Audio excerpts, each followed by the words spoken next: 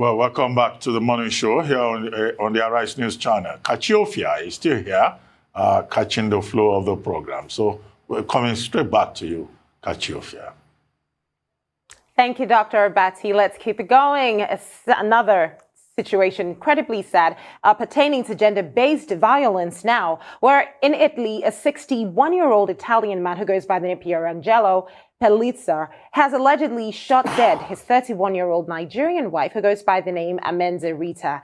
Now, it was reported that Rita filed for a divorce, which angered her embittered husband to carry out the heinous act of killing her. Now, this happened on Friday morning in Noventa Vicentina, and this was in front of her co-worker. She was actually shot 4 different times in front of MF Mushroom, a company where she worked. It was also learned that the late Amenze entered Italy through Libya in 2017 and then married an Italian in 2018. Now, following her death, so many questions have come up as to whether or not, he felt as though she just married him just so she could stay, considering the duration that, between when she came in and when she got married. Some others say it's possible they already met prior to when she came in. But again, this is one of numerous instances. Just in January, a Nigerian who goes by the name Moses Osage was arrested after he reportedly murdered his wife in Italy. In 2020, December specifically, Benjamin Okigbo, a US-based Nigerian doctor, strangled his wife, Theresa, to death before killing himself at their home in Texas. So there seems to be a similar thread in all of these cases, which pertain to these women either finding their independence or wanting to leave these relationships. Well, thousands of women who are listening to you now, Kachi, are thinking there but for the grace of God, quite frankly. And I don't believe in casting aspersions on the victim. Let's not blame her in any way, because even if she's at fault, she is dead.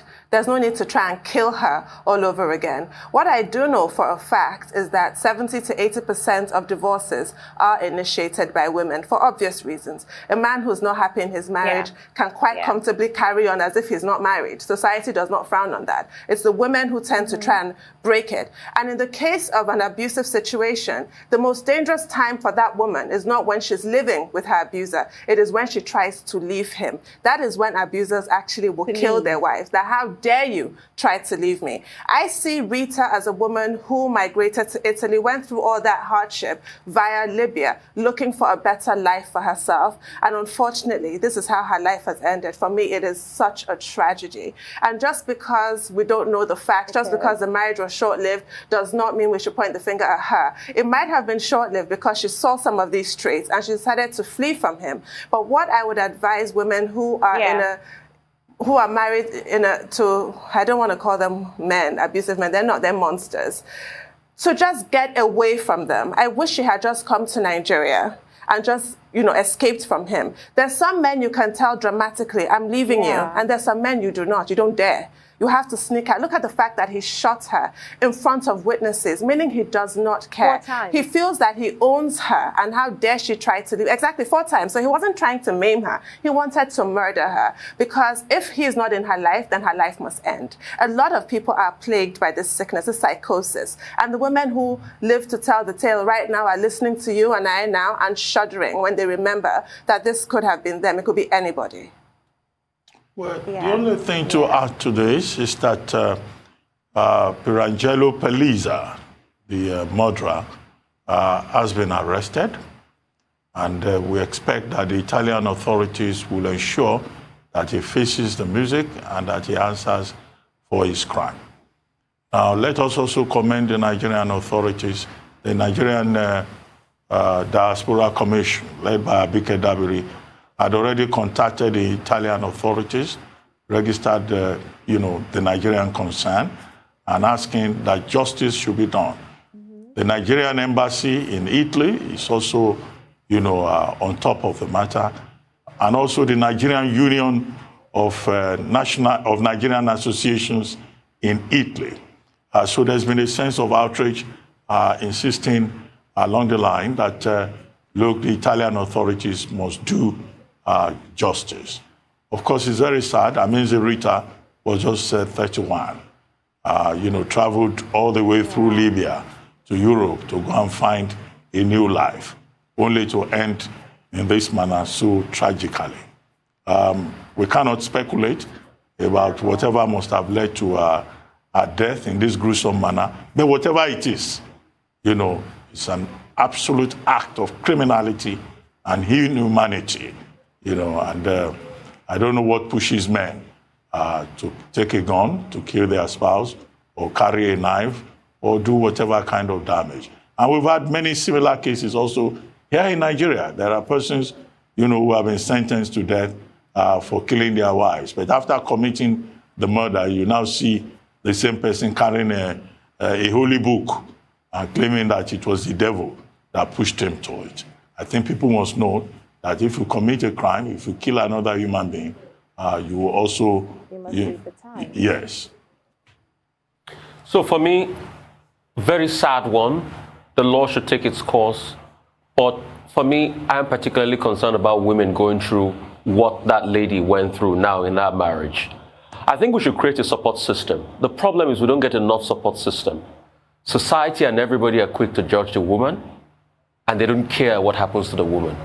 So I think we should get a support system in place that when women decide to leave their marriage, there should be a safe landing for them. Because most of the time, these men use economic power against them. Most of the time, they might not have things doing and all of that. So I think we should work more on that support system, because it is that support system that will give the woman the impetus to leave when she's been threatened. Most of the time, the woman doesn't have the courage alone to leave.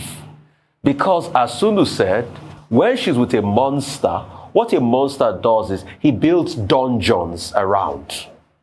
And once you're in that dungeon, to leave psychologically and physically, it's almost impossible. So when they ask the woman, why didn't you leave? It's not as easy as it is. But if we have a viable support system, then the woman can leave to somewhere. Because the question has always been, the woman will ask is, where am I leaving to? Or the next thing they will put the caveat is, oh, I'm staying for my children. But if they have a support system that they and their children can leave, and it will not hamper the future of their children, I think they can start having that emancipation. The question is, how much support systems do we have for women now in Nigeria as we speak that are being bullied? Because there are a lot of women watching us on TV now. You are watching and you are being bullied. You really want to leave that marriage. But the question is, where am I going to? But in Europe, we need to develop that. In Europe, they have support systems, so it's not the absence of support system that has led to this, killing of amazing Rita. But here, even in Lagos State, there are support systems. But the thing is, the circumstances in marriages differ, and the courage, the determination of the affected persons to, take one option or the other also depends on the circumstances in which they have found themselves. Anyway, Kachi, do we still have any other story? Yes, we do. I believe we could briefly take that within the next 2-3 minutes, where a Beninese who goes by the name Adamu Sabisime has been arrested by the Nigerian Security and Civil Defense Corps in Kwara for having carnal knowledge of his biological mother.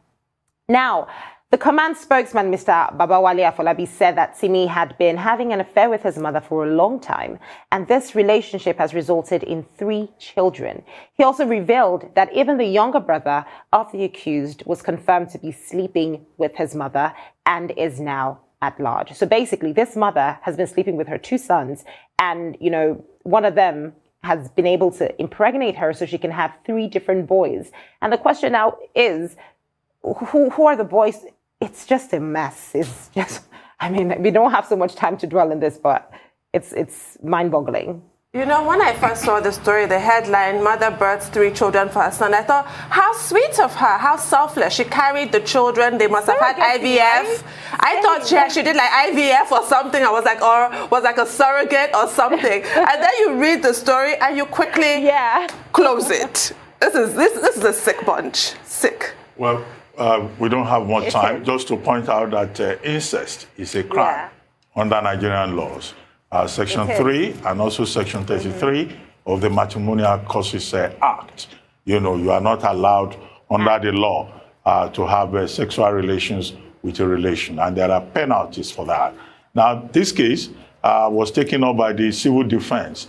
I don't know whether that falls within the jurisdiction of the civil defense. The civil defense has reported the matter to the Nigerian Immigration Service to check whether these persons, who are citizens of neighboring Republic of Benin, have the relevant papers to stay in Nigeria and commit this so-called evil, as it were.